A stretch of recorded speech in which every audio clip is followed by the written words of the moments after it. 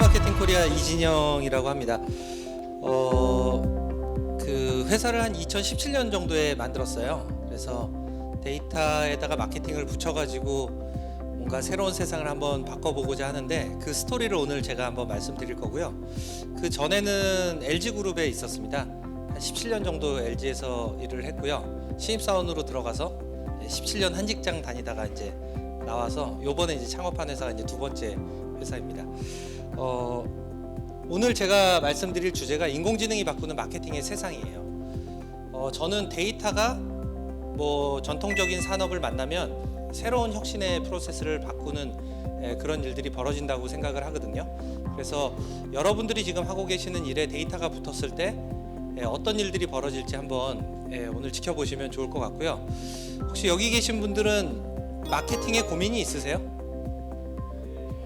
사실 없으신 분이 없죠. 기업을 하시는 분들이라 그러면 누구나 마케팅에 고민이 있는데 근데 이게 참 어려운 영역이에요. 마케팅이라는 거는 여러분들이 뭔가 사업을 하실 때 첫 번째로 생각하는 영역이 아니거든요. 제품을 만들고 그 다음에 영업을 하고 뭐 이런 부분들이 더 머릿속에 먼저 떠오르고요. 그 다음에 뒤쪽에 마케팅이라는 영역은 그 다음에 여력이 남으면 한다. 이렇게 하다 보니까 자꾸 이게 밀려가지고 잘 안 돼요. 그리고 직원들도 그걸 알아요. 그러니까 그런 기업에 잘 안 들어가요. 그리고 설사 뽑았다 하더라도 선배들 중에 나를 이끌어줄 사람이 없으면 또 다 나가잖아요. 그러다 보니까 아무리 마케팅에 대표님이 관심이 있고 뭔가 해보려고 하더라도 사람에 의존해서 뭔가를 진행하는 것 자체가 굉장히 어렵습니다. 자, 그러면 이때 데이터, 인공지능이 붙어서 어떤 일들을 도와줄 수 있는지 그런 얘기예요 오늘. 자, 한번 보여드리도록 하겠습니다. 코로나가 이제 위드 코로나로 전환이 될까 말까 막 지금 뭐 이런 느낌이잖아요. 근데 우리는 위드 코로나 시대가 완전히 오면 이걸 다 알아요. 여행 쪽은 뜬다, 대박이 난다. 근데 되게 재밌는 거는 이걸 다 알고 있는데도 불구하고 결국에 여행에서 돈을 버는 사람이 있고 다 알았는데도 나도 저거 해볼 걸. 뭐 이런 사람들 되게 많잖아요, 그죠? 그러니까 어떻게 하면 우리는 그렇게 맨날 기회를 놓치는 게 아니라 나도 그걸 알고 그 안에서 돈을 어떻게 벌 수 있는지를 만들어 갈까, 이런 것들이 데이터가 답을 많이 줘요. 자, 그래서 한번 제가 몇 가지 힌트를 좀 드려볼게요. 한번 여기 계신 분들 이 퀴즈를 한번 좀 풀어보시겠어요? 우리나라 국내 여행지 중에서 검색을 제일 많이 하는 곳이 어딜까요? 1번부터 5번이 있는데 제가 하나 둘 셋 하면 손가락으로 여러분들 마음을 표시해 주시면 돼요. 잘 모르겠으면 그냥 가고 싶은데 찍으세요. 자, 가겠습니다. 하나 둘 셋. 하고 서로 보세요. 몇 번을 찍었는지. 1번, 3번. 1번이 제일 많이 드셨고 3번도 굉장히 많이 드셨는데 정답은요, 여러분들 다 틀렸어요. 1등은 부산 여행입니다. 그죠. 그 다음에 2등이 제주, 여수, 경주, 강릉 순이에요. 이거를 보여드리고 나면 이 데이터 분석을 제가 해보면 너무 재밌는 게 보여드리기 전까지는 다 헷갈려 하세요. 저걸까 이걸까 막 이러다가 보여드리고 나면 다 똑같이 말씀하세요. 그럴 줄 알았대요. 뭘 그럴 줄 알아요. 다 틀렸잖아요 지금. 근데 이게 데이터 분석의 묘미고요. 그 다음에 이런 것들을 정확하게 이제 하나씩 알고 가시면 그 다음에는 이유가 궁금해져요. 왜 저럴까? 자, 이게 뭐냐면 우리나라 한국관광공사에서 무슨 여행, 지역하고 여행이라고 붙일 수 있는 173군데가 있거든요. 그 중에서 10만 건 이하의 검색이 나오는 건 다 제외를 해버리고 나니까 한 82개 여행지가 남더라고요. 그래서 제가 쭉 붙이고 이게 이제 82개고요. 그 다음에 이 표 전체가 82개의 여행지의 3년치의 검색량이에요. 여기 보시면 빨간색이 검색을 많이 하는 거고 파란색은 검색을 적게 하는 거거든요. 특정 지역은 몇 군데 한번 보여드릴게요. 흰색으로 쭉 가다가 파란색으로 바뀌어요. 그 얘기는 뭐예요? 검색을 어느 정도 하다가 이제 거의 안 하게 되는 지역이 있고요. 그 다음에 어떤 지역은 파란색, 검색을 거의 안 하다가 갑자기 검색을 막 하기 시작하는 곳들이 있어요. 시계열적으로 보면요. 그러니까 어떤 여행지는 올라가기도 하고요. 어떤 여행지는 지기도 하는 거예요. 자, 근데 그게 언제 그런 드라마틱한 일들이 벌어졌냐? 코로나 시작점에 그런 일들이 벌어집니다. 여기 3분의 2 정도 되는 지점이 이제 코로나 시작점이라고 보시면 돼요. 자, 그러면 이 중에서 청도 여행과 진도 여행이 완전히 희비가 엇갈립니다. 여기 보시면 청도는 쭉 검색을 많이 하다가 이제 검색을 안 해요. 진도는 검색을 별로 안 하다가 갑자기 많이 하기 시작해요. 자, 이거 보시면 왜 그럴지 궁금하지 않으세요? 청정 지역이고 코로나를 맞이해서 사람들은 청정 지역으로 가고 싶어 하니까 진도가 떴을 것이다. 굉장히 좋은 트라이입니다. 이런 식으로 사람들은 본인의 경험에 의해서 데이터를 해석합니다. 자, 그러면 진도는 떴는데 청도는 왜 이렇게 갑자기 죽었어요? 여러분들 이유를 제가 보여드리면요, 진도는요 뭐 코로나고 그런 게 아니고요, 송가인 때문에 떴어요. 송가인이 너무 진도의 여신, 송가인이 등장하면서 KBS하고 같이 막 랜선, 장터 뭐 이런 거 하면서 떴는데, 이게 그 프로나 이런 것들이 영향을 줬다라는 건 어떤 얘기냐면, 그거 이후에 검색량이 올라간다, 평소보다 올라가 있다라고 하면 그런 이벤트가 상당히 영향을 준 거예요. 그리고 청도는 왜 이렇게 졌냐? 코로나가 처음에 오픈을 할 때, 시작할 때 그 대구에서 굉장히 큰 이슈가 있었잖아요. 그 31번 확진자가 신천지에서 막 갑자기 퍼지면서, 그때 이슈가 될 때 이 청도가 특별 재난 지역으로 같이 묶여서 선포가 됐어요. 그 이후부터 사람들은 여행을 안 갑니다. 그냥 여기는 그냥 코로나의 최대 피해지인 것 같아요. 이런 일들이 그냥 벌어지는 거예요. 자, 이제 데이터로 보시니까 여러분들이 어떤 여행지에 사람들이 가고 안 가고, 왜 가고 안 가고, 이런 것들이 명확해지죠. 자, 그러면 제가 조금 더 깊이 한번 들어가 보겠습니다. 이건 뭐냐면 우리나라의 관광지 중에 경주에 있는 관광지예요. 경주하면 뭐가 떠오르세요? 불국사, 첨성대, 그거밖에 모르죠. 모든 사람이 불국사, 첨성대 여기만 갈 거라고 생각하지만 시점별로 사람들이 찾아가는 경주의 곳들은 굉장히 많은데요. 그 데이터를 뭘로 보냐면, 여러분들 티맵 쓰시죠? 티맵의 목적지 데이터를 가지고 한번 분석을 해본 거예요. 자, 보시면요, 2019년부터 사람들은 시점에 따라서 이런 식으로 바뀌어요. 경주 월드가 뜨기도 하고요. 불국사가 뭐 절대적인 불국사 첨성대가 높긴 하지만 지금 동궁과월지도 올라오고요. 캘리포니아 비치 경주 월드라는 것도 쭉쭉쭉쭉 올라와서 2등까지 차지했다가 떨어지네요. 지금은 여행업에서도 이런 데이터를 다 보면서 진행을 해요. 그러니까 여행 코스를 짜가지고 사람들을 끌어들일 때 그냥 불국사 첨성대 보러 경주 오세요가 아니라 어떤 시점에는 어느 이유로 어디를 오세요. 이런 코스를 짜야지 바로바로 사람들한테 더 와닿는 여행 코스를 만들 수가 있는 겁니다. 자, 코로나 아니면 최근에 트렌드가 뭐냐면 웰빙이라는 트렌드가 있습니다. 자, 그런데 샐러드라는 단어는 이 웰빙 뭐 이런 거에 맞춰서 점점 올라갈까요? 떨어질까요? 그러면 또 헷갈리죠. 저기 올라갈 것 같은데 그냥 올라가면 이걸 왜 여기다 강의를 할까? 혹시 떨어지나? 뭐 이런 생각을 지금 하고 계시죠. 샐러드라는 단어는 점점 올라갑니다. 그렇죠? 그러니까 사람들의 관심을 과거 2018년부터 지금까지의 데이터거든요. 그러니까 이렇게 많이 샐러드에 대한 관심이 올라갔어요. 그러면 샐러드를 가지고 여러분들이 무슨 사업을 하면 돈을 벌 것 같아요? 그래서 보여드릴게요. 샐러드를 배달하는 거, 샐러드 배송, 정기 배송 뭐 다 비슷한 건데, 이 중에서도 이 뉘앙스에 따라서 사람들이 치는 검색어가 있어요.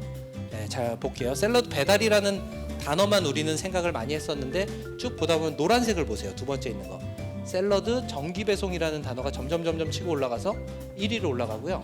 저 밑에 보면 샐러드 구독이라는 단어가 올라갔잖아요. 여러분들이 샐러드 가지고 사업을 한다 그러면 샐러드 정기 배송 서비스, 샐러드 구독 서비스라는 표현을 써가지고 사업을 하세요. 그게 사람들한테 지금 가장 관심을 많이 받는 거예요. 그러니까 같은 사업을 하는 곳 안에서도 어떻게 뉘앙스를, 어떤 표현을 쓰느냐에 따라서 사람들한테 여러분들이 노출하는 컨텐츠가 오픈이 되느냐 아니냐, 이런 것들이 결정됩니다. 되게 간단한 거지만 이런 것들은 아주 효과적인 방법들이에요. 자, 혹시 카카오 맵에 가시면요, 카카오 지도 있잖아요. 제주버스라는 탭이 있어요. 거기 가시면 이런 것들이 나와요. 제주 안에서 지금 버스가 이렇게 꾸물꾸물 움직이는 게 실시간 데이터로 다 보여줍니다. 제주도에 돌아다니는 모든 버스의 데이터를 다 보여줘요. 재밌죠? 그러니까 이걸 누가 쓸 것 같아요? 제주도 놀러 간 사람들이 쓰죠. 그리고 특히 국내 사람들뿐만 아니라 해외 외국인들이 제주도 가가지고 버스 관광을 하기 위해서 즐깁니다. 제주도에서는 버스를 기다리는데 저 조금 오지 쪽으로 가면 1시간 반에 한 대씩 오고 막 이러거든요. 그걸 어떻게 기다려서 탑니까? 근데 실시간 맵을 다 보여주기 때문에 실컷 놀다가 버스 올 때쯤 되면 타고 또 가는 거예요. 이런 방법들을 하는데 이거는 제주도청에서 진행을 한 프로젝트인데 뭐 기술은 어찌 보면 간단한 기술일 수 있어요. GPS를 버스에다 붙이고 근데 그냥 버스의 차선까지 지금 다 나오기 때문에 거의 초정밀 GPS를 붙였거든요. 자, 그런데 그리고 제주라는 지역이 섬이니까 버스가 딴 데로 왔다 갔다 못 하잖아요. 그래서 이게 되게 좋아요. 자, 그래서 이걸 붙여놨는데 서비스를 좋은 걸 만들면 뭐합니까? 이게 굉장히 많이 사람들이 쓰게 만들어야 되잖아요. 그래서 처음에는 제주도 앱을 만들려고 했대요. 그래서 그걸 다운받게 하려고 그랬더니 그 앱을 또 알려야 되는 거예요. 이게 너무 어렵잖아요. 그래서 카카오랑 손을 잡은 거예요.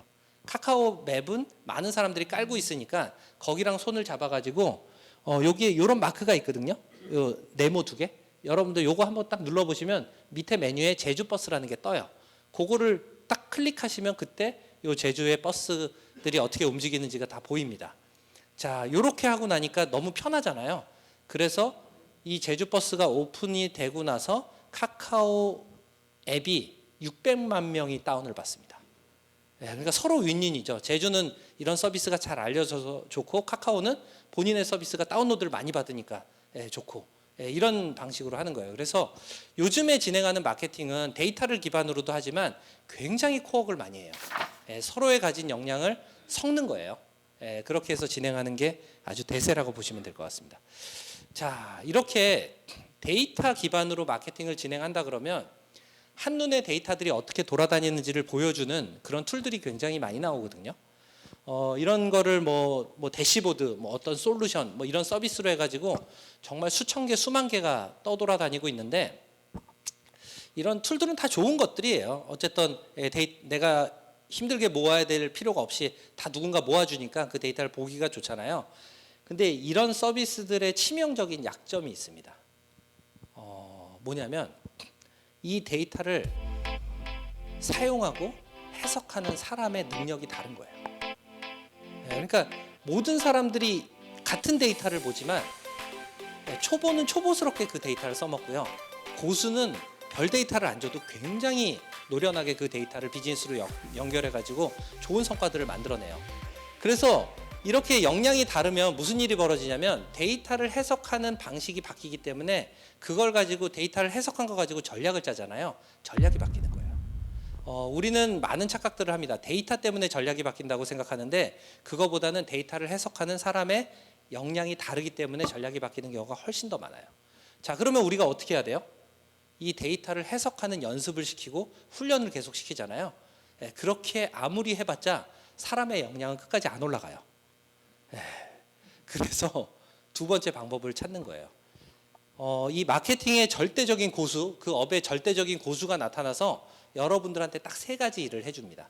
첫 번째는 이 데이터들 중에서 제일 중요한 데이터가 뭔지를 딱 찍어줘요. 그냥 딱 알려줘. 이게 제일 중요한 거야. 두 번째는 그 데이터에 입각하면 당신은 어떤 의사결정을 해야 돼 라고 의사결정까지 해줘요. 세 번째는 그렇게 여러분들이 의사결정을 하게 되면 어떤 일이 벌어질지 예측까지 해줍니다. 이 3가지를 계속 반복해서 해주는 친구가 누굴까요? 맞아요. 그 친구가 인공지능인 거예요. 인공지능은 별게 아니라 이 3가지 일을 계속 하는 거예요. 많은 숫자 중에서 제일 중요한 게 뭔지 알려주고 어떻게 의사결정해야 될지 알려주고 그렇게 의사결정했을 때 어떤 일이 벌어질지 알려주는 거예요. 자, 그러면 이 인공지능이라는 친구가 뭐 밥도 안 먹고 계속 이 일만 하잖아요. 그러면 어느 순간 장인이라는 게 되는 거예요. 그래서 사람의 능력을 뛰어넘기 시작하고 그 분야에 대해서는 그런 것들을 우리는 싱귤레러티라는 표현을 씁니다. 자, 그러면 마케팅에서만 싱귤레러티라는 지점이 도달하는 게 아니라 영업 쪽에서도 재무 쪽에서도 뭐 생산 쪽에서도 모든 영역에서 인공지능이 학습을 하기 시작하면서 사람의 능력을 뛰어넘는 일들이 많이 발생을 하거든요. 그런 것들을 4차 산업혁명의 시대라고 얘기를 하는 겁니다. 자, 그러면 인공지능으로 유명한 회사들, 저는 이런 회사가 떠올라요. 아마존, 애플, 뭐 구글, 삼성전자. 요즘에 지금 모든 회사는 인공지능을 잘한다고 얘기를 하거든요. 그 왜 그럴까요? 그거 못한다고 얘기하면 죽는 거예요. 그래서 인공지능 회사는 하나도 없었는데 다 인공지능 회사처럼 됐고요. 이런 일이 벌어진 시대가 한 번 있었죠. 그게 여러분들 인터넷 없을 때 살아보셨죠? 여기서 대답하면 나이가 나옵니다. 그렇죠? 그러다가 인터넷이 등장하면서 여러분들이 어떤 걸 보셨어요? 길거리 가면 벽에 쫙 붙여 있었던 게 있어요. 컴퓨터 학원. 그렇죠. 그래 거기서 뭐 배우셨어요? 검색하는 법, TCP/IP가 뭔지, 나우누리, 천리안 이런 PC 통신 같은 거 쓰는 법, 이런 거 배웠잖아요. 검색사 막 자격증 따시고. 지금 그런 학원들이 보이세요? 다 없어졌죠. 그럼 인터넷이 없어졌어요? 아니에요. 그럼 학원은 없어지고 인터넷은 남아 있어요. 뭐가 남았냐면 인터넷으로 만든 서비스만 남았어요. 그래서 여러분들은 그 서비스를 쓰면서 여러분들이 하고 있는 모든 업무를 다 바꿔버렸습니다. 자, 그 시대가 다시 왔어요. 지금 데이터 학원들이 난무하고 있습니다.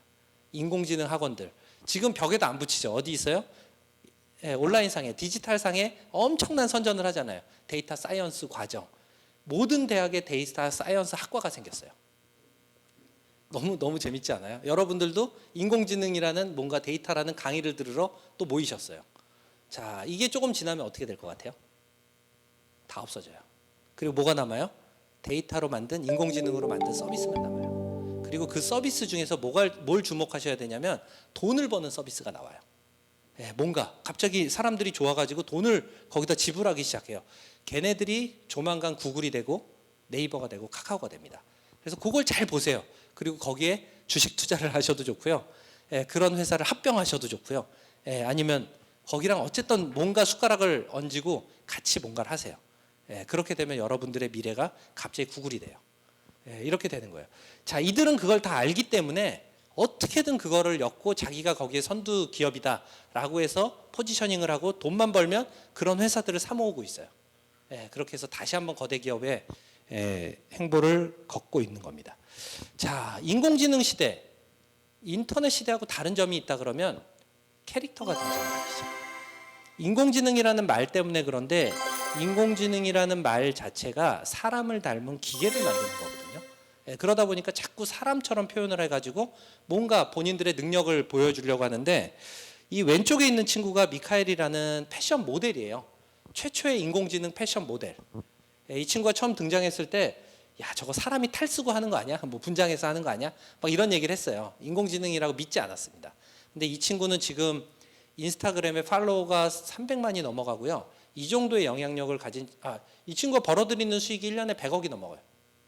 뭐 말도 안 되는 일이 벌어졌잖아요. 팬층이 많아서 그래요. 보여드릴게요. You still love me right back. Love me right. You still love me right back. Love me right. You still love me right back. 사람 같아요? Love me right back. 우리나라 인공지능 보여드릴게요. 오른쪽. 안녕하세요 여러분. 저는 바로 온라인에서만 만날 수 있는 버추얼 유튜버 루이입니다. 더 사람 같지 않아요? 제 노래 들으시면서 노래도 잘해요. 보세요. 행복했던 추억을 다시 떠올렸으면 좋겠습니다. 여러분 모두 행복하세요. Cause I'm in the stars tonight. So watch me bring the fire, set the night light. 무섭지 않아요, 시대가? 이런 시대가 도래를 했고요. 아마 여러분들 보이스피싱 같은 경우도 아마 여러분들 부모님의 얼굴, 목소리 그대로 전화 올 것 같아요. 학습 다 시켜가지고 아들아 딸아 나 지금 돈 없다 힘들어 죽겠다 돈 좀 붙여라. 그러면 어떻게 안 붙여요? 뭐 악용을 한다면 그렇지만 이 인공지능 모델들은 지금 어디에 많이 활용이 되냐면 광고 모델들하고 경쟁 중입니다. 그래서 지금은 인공지능 모델을 쓸 것이냐, 광고 모델을 사람을 쓸 것이냐 이런 것들을 생각을 많이 하고요. 그 다음에 신한카드 같은 경우도 이미 인공지능 모델로 굉장히 많은 활동들을 지금 진행하고 있죠. 그래서 사람들은 이런 인공지능 모델을 가지고 이슈를 만들어내고 이슈가 되면 광고에 효과가 있기 때문에 그렇게 활용을 하는 거예요. 메타버스 많이 들어보셨죠? 그러면 혹시 리얼월드라는 서비스를 모르시는 분도 많이 있을 텐데 이것도 메타버스의 서비스 중에 하나거든요. 여기서 만든 서비스는 어떤 거냐면 전주 여행, 제가 전주 오니까 이제 한번 준비를 했는데 전주에서 여행을 하는데 제일 많이 가는 데가 어디예요? 그렇죠. 한옥마을 이런 데를 돌아다니잖아요. 거기에서 여행을 할 때 어떻게 여행을 하죠? 사람들은 가이드하고 같이 다니든지 혼자 다니면서 한옥마을의 얘기를 갖다가 보든지 아니면 그냥 눈으로 보든지 이렇게 진행을 하잖아요. 그렇게 하는 게 아니라 그냥 게임을 하는 거예요. 미션을 수행하는 겁니다. 그래서 뭔가 미션지를 부여받고 그걸 가지고 막 한옥마을에서 찾아다니는데 이 미션 자체가 이 한옥마을의 역사를 얘기해주고 있어요. 그래서 그 미션을 다 끝내고 나면 한옥마을을 다 이해한 거예요. 역사적으로도. 이런 식으로 온라인과 오프라인의 세상을 엮어가지고 가상세계로 만들었습니다. 자, 이게 리얼월드에서 지금 하고 있는 게임들인데요. 한번 보여드릴게요.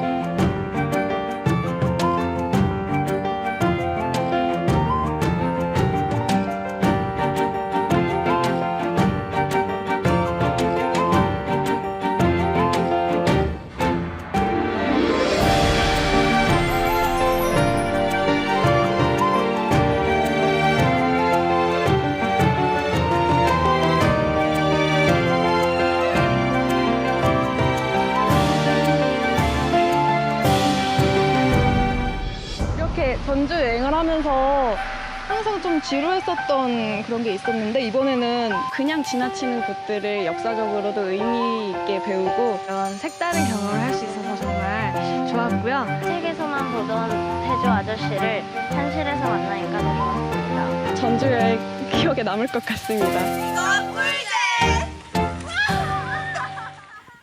네, 그러니까 여행도 스토리를 붙이고 그 다음에 역사적인 얘기까지 엮어가지고 새로운 방식으로 진행을 하는 거예요.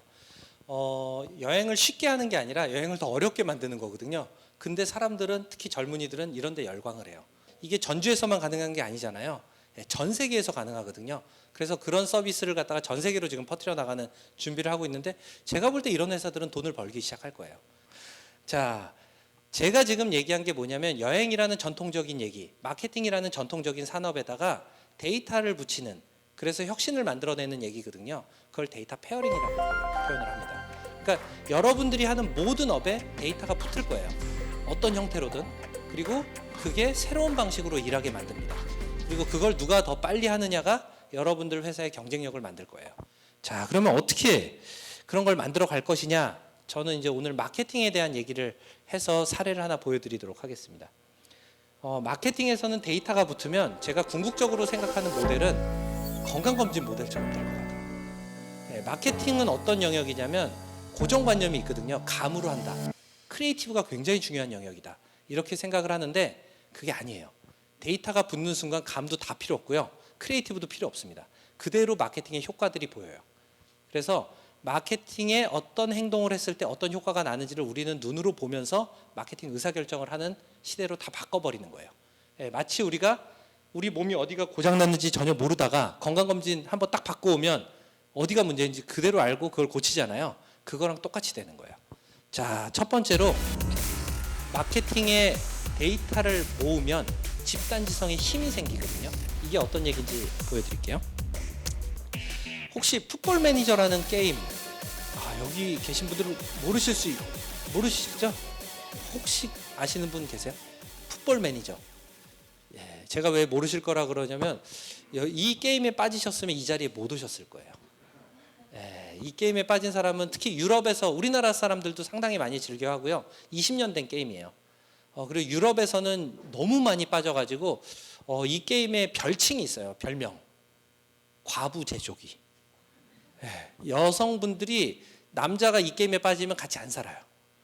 그냥 아무것도 안 하고 이 게임만 하거든요. 근데 왜 그냥 축구 게임인데 이렇게 사람들이 빠질까? 그거는 이유가 좀 따로 있어요. 내가 축구를 하는 플레이어를 하는 사람이 아니고요. 구단주가 되는 거예요. 그래서 선수도 사고 감독도 사고 막 팔고 막 이렇게 하면서 내 구단을 꾸려가는. 근데 그것만 해도 그냥 재미는 없는데 더 재미를 느끼게 하기 위해서 진짜 리얼 현실에 있는 그 데이터를 그대로 다 반영합니다. 그래서 예를 들어서 내가 A라는 감독을 가지고 있는데 B라는 선수하고 불화설이 있어요. 그러면 이 게임에서도 내가 A라는 감독이 우리 감독이에요. 그럼 B라는 선수를 영입하려고 그러잖아요. 영입이 안 돼요. 둘이 싸웠으니까. 이런 것들이 그때그때 막 반영이 돼요. 너무 신기하잖아요. 그걸 어떻게 하냐면 1,300명이나 되는 정보원들이 전 세계에 흩어져 있어요. 그래서 이 사람들이 선수 한 명, 감독 한 명 한 명의 데이터들을 다 수집을 해서 계속해서 반영하는 작업을 하거든요. 어느 수준으로 하냐면 이렇게 해요. 선수 한 명에 대한 데이터예요.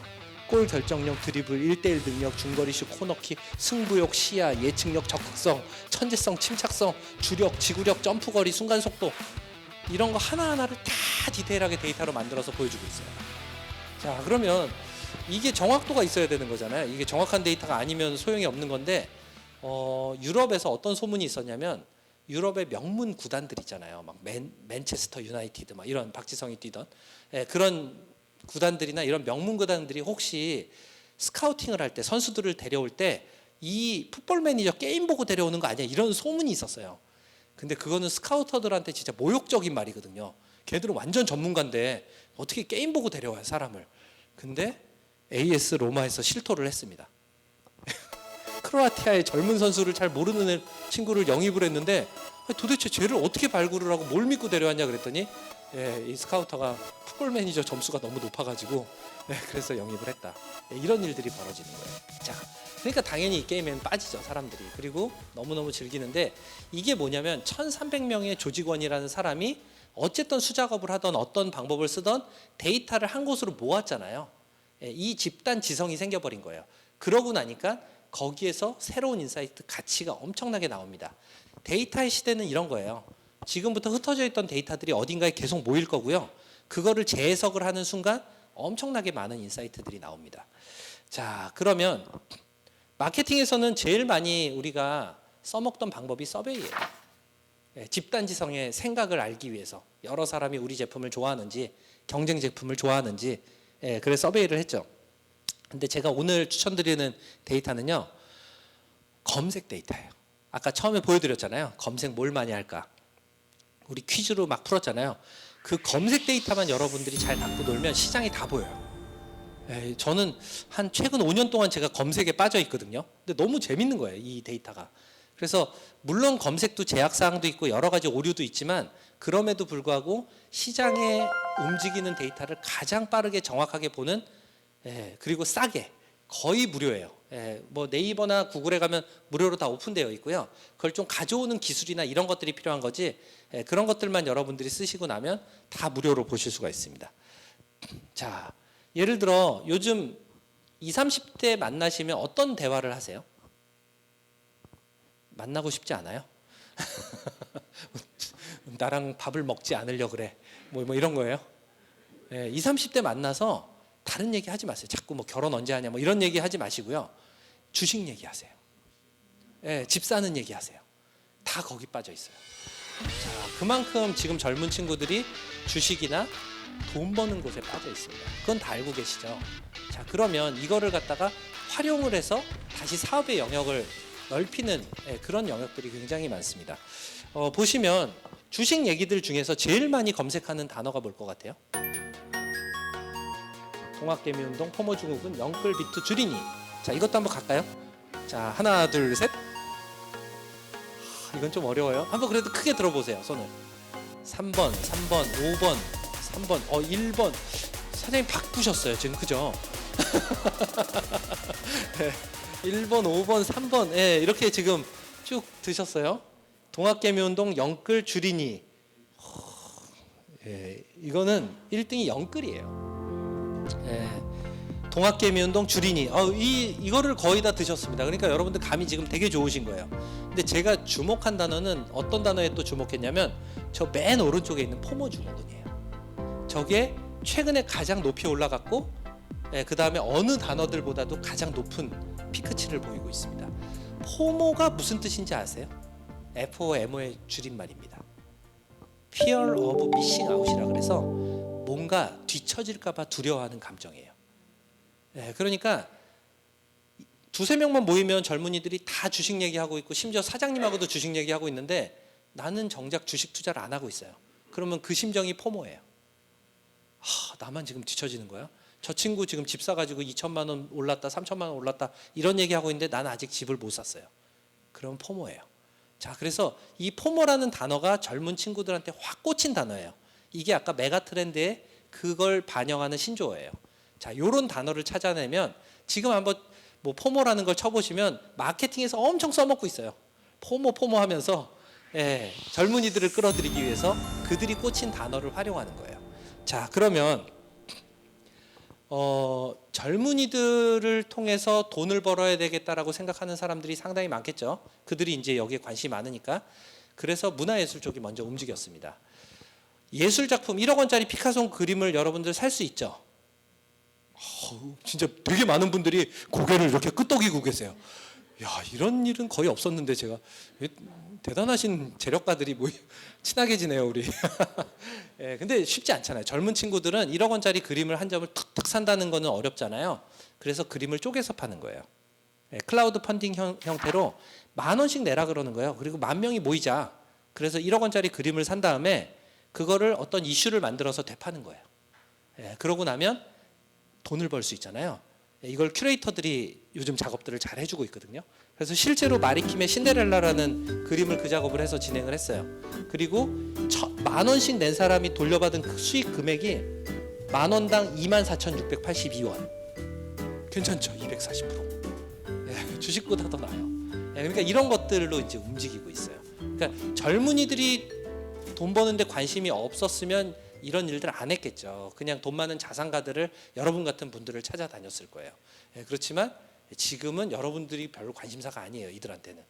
젊은 친구들. 그들을 끌어들이는 게 큰 돈을 벌 수 있어요.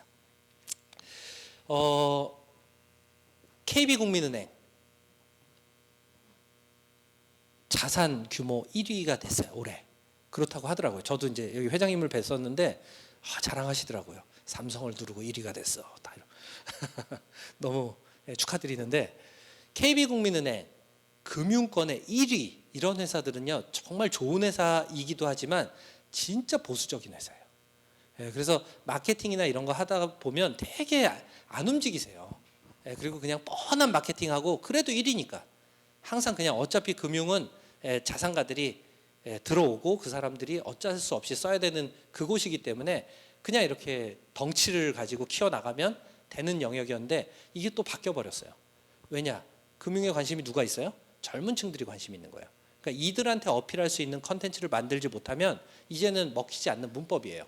자, 그래서 KB국민은행에서 디지털 마케팅 조직을 만들었는데 진짜 크거든요. 한 200명 정도가 돼요. 그래서 거기서 만들고 소셜에 있는 글들을 다 읽어봤어요. 특히 20대, 30대들이 어떤 얘기를 쓰는지를 읽어보고 그들한테 가장 공감이 될 수 있는 컨텐츠를 만들었습니다. 자, 그리고 국민은행에서 진짜 잘한 거는 뭐냐면 여기서 끝낸 게 아니라 그 다음에 서른이들을 위한 고민 나눔 토크쇼를 만들었어요. 그들한테 쭉 토크를 한 다음에 마지막에 뭐 하겠어요? 국민은행 상품을 소개하는 거죠. 결국엔 돈 벌어야죠, 우리는. 이렇게 하는 거예요. 자, 이걸 잘 보세요. 돈에 빠져 있는, 돈을 벌고 싶어하는 이 젊은이들의 마음이 굉장히 크다. 이게 메가 트렌드라는 거를 데이터로 확인을 했고요. 그래서 그들이 가장 공감할 만한 스토리를 짜가지고 영상을 만들어서 거기에 빠져 있는 사람들을 다 끌어 모았어요. 그들과 조금 더 말랑말랑하게 대화를 하기 위해서 고민 나눔 토크쇼라는 걸 만들고 궁극적으로는 우리 상품을 소개하는 거예요. 자, 이게 메가 트렌드를 활용해서 점점 우리 쪽으로 끌어들이는 그런 방법입니다. 근데 뭐가 메가 트렌드인지 모르잖아요. 뭘 사람들은 공감하는지 모르잖아요. 그 부분이 데이터가 해결하는 영역이에요. 자, 제가 데이터 마케팅 코리아라는 회사를 만들고 뭘 할까 되게 고민을 많이 했었거든요. 그러다가 집단지성의 데이터, 특히 마케터들이 생각하는 데이터들, 마케터들이 좋아하는 데이터들을 모아보자. 이 생각을 한 거예요.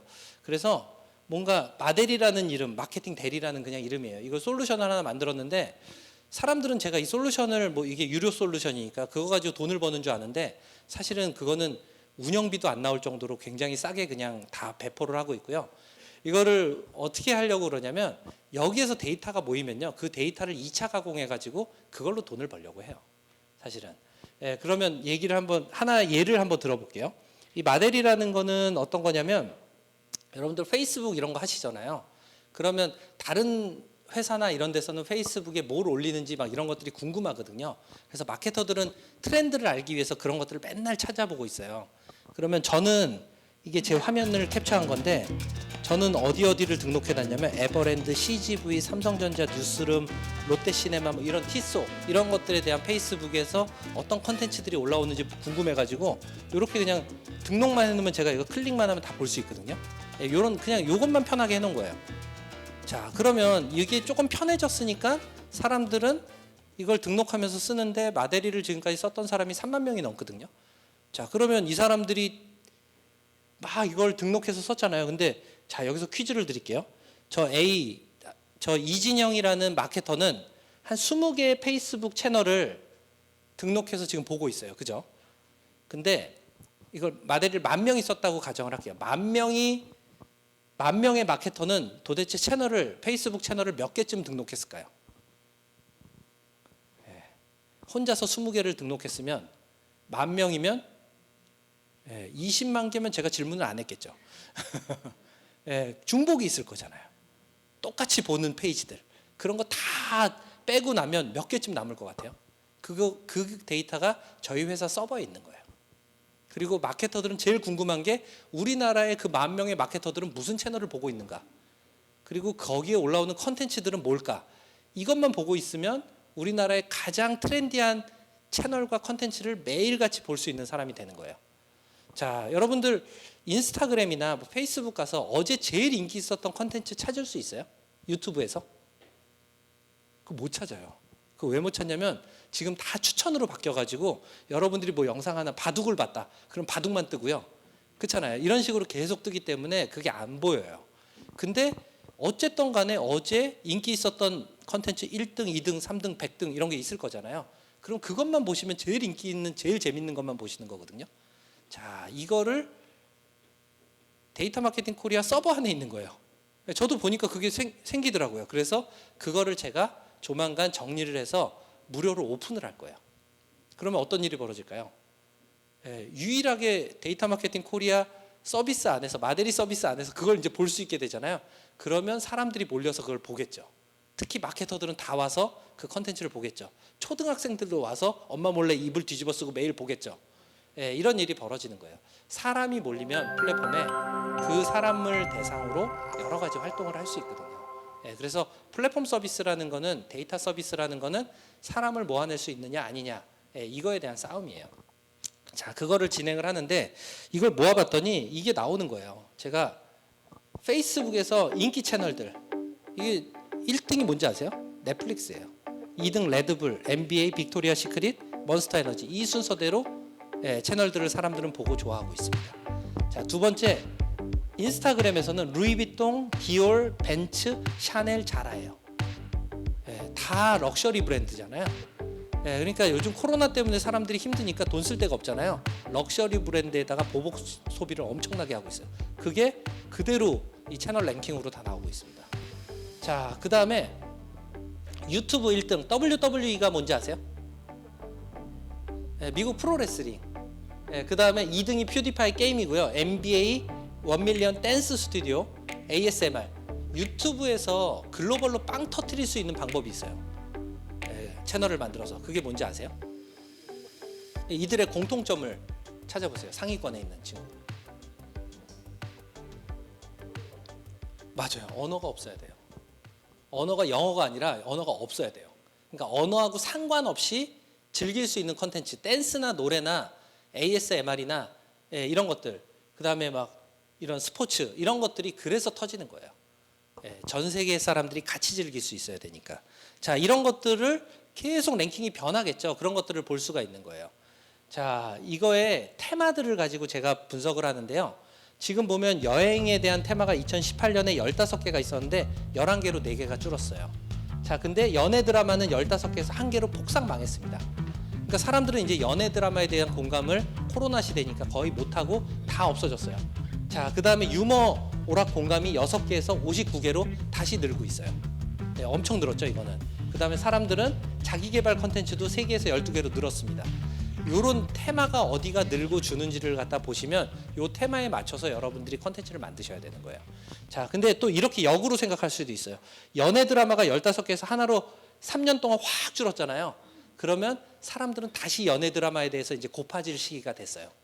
예, 제가 볼 때는 조만간 연애 드라마 관련된 주제들로 TV가 다시 또 흥행을 하는 이런 시즌이 다시 올 겁니다. 그래서 이게 돌고 돌거든요.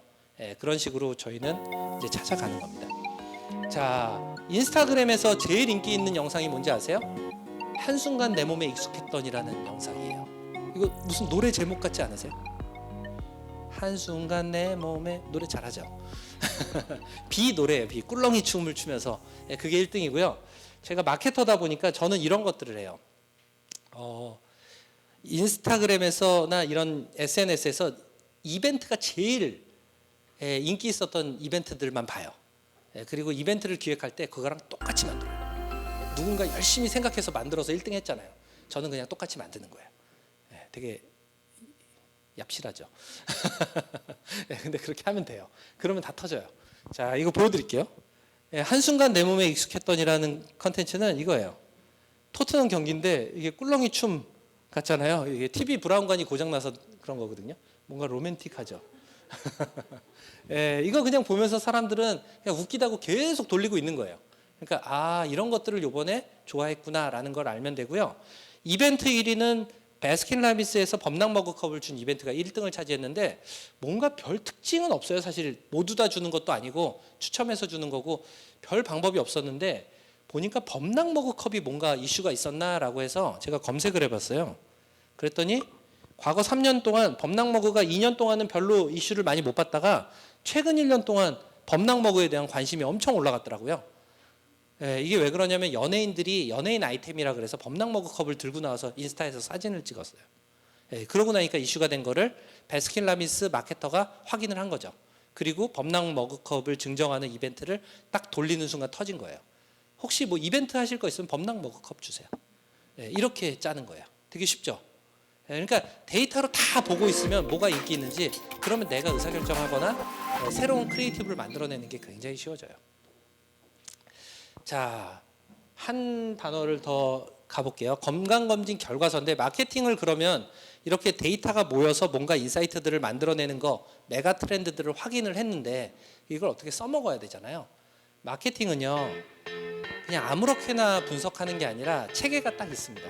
데이터 마케팅 거버넌스 체계라 그래서 검색, 홈페이지, 버즈, SNS, 판매 채널을 중심으로 분석을 하거든요. 이게 뭐냐면 소비자들이 구매를 할 때 돌아다니는 여정이에요. 소비자들은 뭔가 살려 그러면 맨 처음에 검색을 하고요. 홈페이지에 들어가서 스펙도 확인하고 그 다음에 다른 사람들의 후기도 읽어봐요. 버즈. 그리고 SNS에 가서 영상이나 사진도 확인합니다. 그리고 마지막에 어디서 사요? 쿠팡, 11번가 이런 판매 채널로 가요. 거기 싸니까. 그렇잖아요.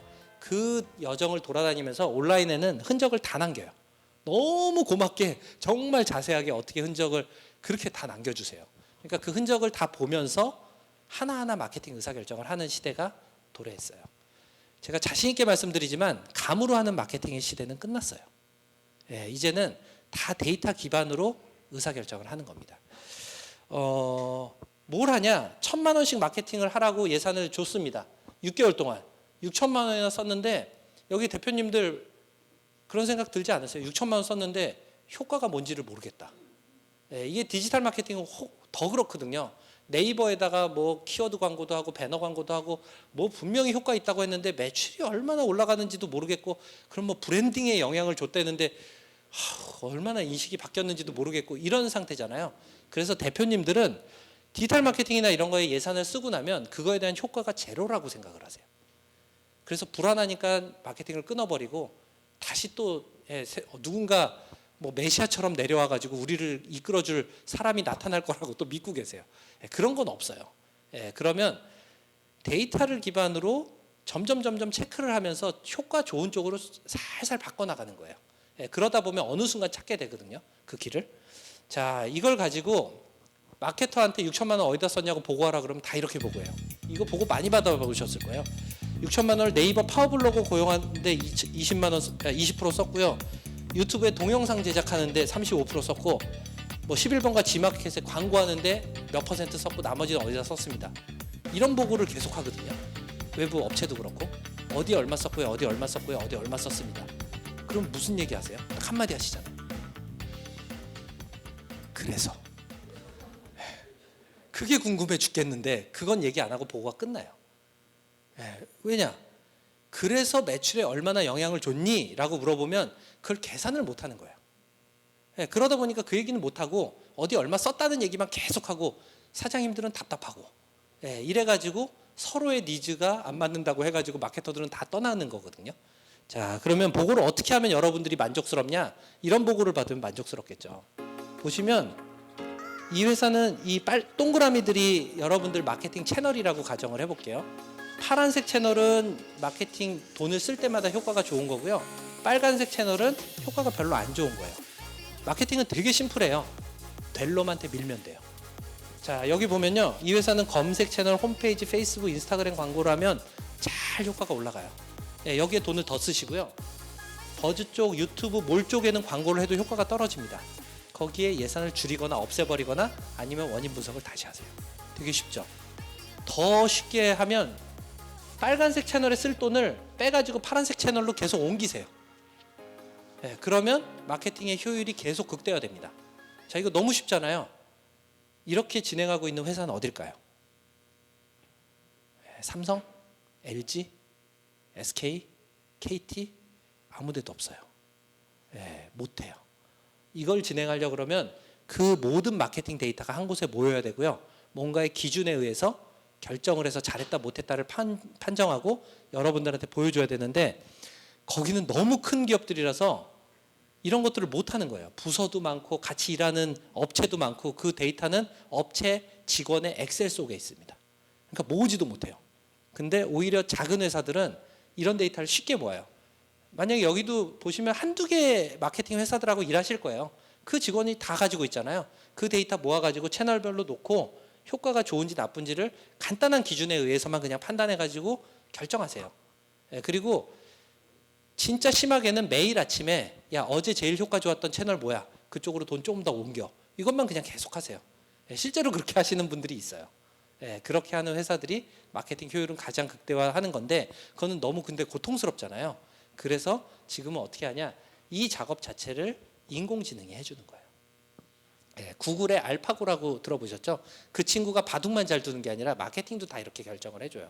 그래서 유튜브에다가 광고를 달고 유튜브가 한 2주 정도 학습을 하면 그 컨텐츠가 가장 잘 퍼질 수 있는 최적의 해를 찾아내서 퍼뜨리기 시작해요. 이런 것들을 하는 게 요즘의 인공지능의 역할입니다. 자, 이 데이터가 모이면 여러분들은 이런 걸 할 수 있어요. 7,300만 원의 마케팅 돈을 써가지고 1억 8천만 원을 벌어낸 거예요. 이걸 ROI, 로아스라고 하거든요. 광고에서는. 로아스가 1700%가 나온 거예요. 보통 한 400% 나오면 잘 나온 거니까 1700%면 되게 좋잖아요. 자, 이 회사가 이렇게 딱 나왔을 때 인공지능이 갑자기 등장을 해서 얘기를 해줍니다. 현재 로아스가 1700%로 너무 좋아요. 여기서 당신이 광고비를 10%만 증가시키면 당신은 768만 원을 더 벌게 됩니다. 이런 얘기를 해줘요. 되게 좋죠. 인공지능에 제가 처음에 뭘 한다 그랬죠? 3가지. 제일 중요한 숫자가 뭔지 알려준다. 로아스가 1700%가 나왔습니다. 알려준 거예요. 자, 뭘 해야 될지 의사결정을 해준다. 네이버 광고비를 10% 올리세요. 네이버 광고 효과가 지금 제일 좋으니까. 그 다음에 어떤 일이 벌어질지 예측해준다. 768만 원을 더 벌게 됩니다. 이렇게 얘기해 주는 거예요. 그러니까 각 분야에서 중요한 데이터 그리고 의사결정할 포인트를 잡아서 여러분들한테 알려주는 그 일을 계속 해주는데 이걸 사람이 잘할 것 같아요? 인공지능이 잘할 것 같아요? 당연하죠. 예, 사람은 이걸 계산해가지고 계속 이걸 뽑아내라고 하면 다 퇴사해요. 이걸 누가 하고 있겠습니까? 대학 나와가지고. 예, 안 합니다. 예, 그러니까 마케터들이 아무리 열심히 한다고 해도 이 일을 시키고 있기 때문에 다 퇴사하고 안 하는 거예요. 그렇지만 인공지능이 여기까지 도와주고 이걸 기반으로 의사결정을 하는 크리에이티브를 해라. 그러면 마케터들이 미쳐요. 너무 재밌어요, 그건. 예, 그래서 다시 크리에이티브로 돌아가는 겁니다. 자, 이 데이터가 우리 회사의 데이터만 있으면 안 되고요. 건강검진 표처럼 평균이 있고요. 그 중에 내가 잘하는지 못하는지를 보여줘야 돼요. 그러려면 어떻게 돼요? 우리 회사의 마케팅 데이터가 클라우드에 모이잖아요. 다른 회사의 마케팅 데이터도 클라우드에 모여요. 그래서 지금은 구글이라든지 네이버라든지 이런 광고 플랫폼에 데이터들이 쭉 모이고 거기에 데이터들이 쭉 모이기 시작하면 이제는 업계 평균이 나오는 거예요. 마케팅은 이 정도, 1억 원을 썼을 때 이 정도가 나오는 게 정상이다. 이 업계에서는. 근데 당신은 어느 수준이다. 이렇게 돼야 내가 이거를 지금 고쳐야 되는 건지 아니면 잘하고 있다고 판단을 해야 되는 건지 이런 걸 알 수 있게 됩니다. 자, 이걸 하기 위해서 여러분들이 하셔야 될 일이 있거든요. 가만히 여기서 강의 듣고 기다리고 계신다고 이 일이 벌어지진 않아요. 절대 안 벌어져요. 뭘 해야 되냐면 제일 첫 번째 하셔야 되는 게 여러분 회사의 기초 데이터를 모으시는 거예요. 예. 인공지능이 남의 데이터를 가지고 학습하면 남만 좋은 일을 시켜주는 거고요. 내 데이터를 가지고 학습을 해야 우리 회사한테 딱 맞는 코칭을 해주는 거예요. 자, 그러면 이거는 제가 저희 데이터 마케팅 코리아라는 작은 스타트업의 지표를 제가 모아서 보는 건데 매일 보거든요. 저는 마델이라는 저희 솔루션, 데이터 마케팅 코리아, 데이터 마케팅 캠퍼스라는 저희 교육 이름, 이게 검색이 얼마나 되는지를 그냥 매일 봐요. 이게 검색치가 쭉 나오고 이게 전월 대비, 분기 대비, 평균 대비 어떤 식으로 지금 움직이고 있는지 이걸 보고 있고요. 저희 회사가 운영하는 홈페이지에 사람들이 얼마나 들어와서 체류를 하고 이탈을 하는지, 전환을 하는지 보고요. 저희 회사가 페이스북, 인스타그램, 유튜브 다 하거든요. 거기에서 사람들이 들어와서 클릭은 얼마나 하는지, 도달은 얼마나 됐는지 이런 것들을 자동으로 다 봐요. 이거를 제가 누군가한테 지시를 해가지고 저희 직원이 수집해 오면 수작업으로 그 직원은 못 다니겠죠. 그렇지만 요즘 시대는 이런 것들을 다 수집하고 보여주고 하는 것들이 너무 쉬워진 시대예요. 자, 그래서 여러분들도 여러분들 회사의 이 상태가 어떤지를 갖다가 보시면요. 아, 우리 회사의 검색량이 쭉쭉쭉쭉 올라가는구나. 그러면 브랜딩이 좋아지고 있는 거예요. 여러분들 SNS를 운영하는데 전체적인 지표들이 쭉쭉 올라간다. 그러면 컨텐츠의 경쟁력이 생긴 거예요. 이런 것들은 다 브랜딩에 영향을 주는 거고요. 그걸 만들어서 뭐 하세요? 전환을 시켜서 여러분들이 무슨 판매 사이트나 뭔가로 연결을 할 거잖아요. 그게 높아지고 있다. 그러면 그때 매출이 올라갈 조짐들이 보이는 거예요. 이런 것들을 하나씩 보면서 의사결정을 하시는 그런 습관을 들이시면 좋을 것 같습니다. 자, 여기까지 하면서 제가 오늘은 시간 관계상 마치도록 하겠습니다. 감사합니다.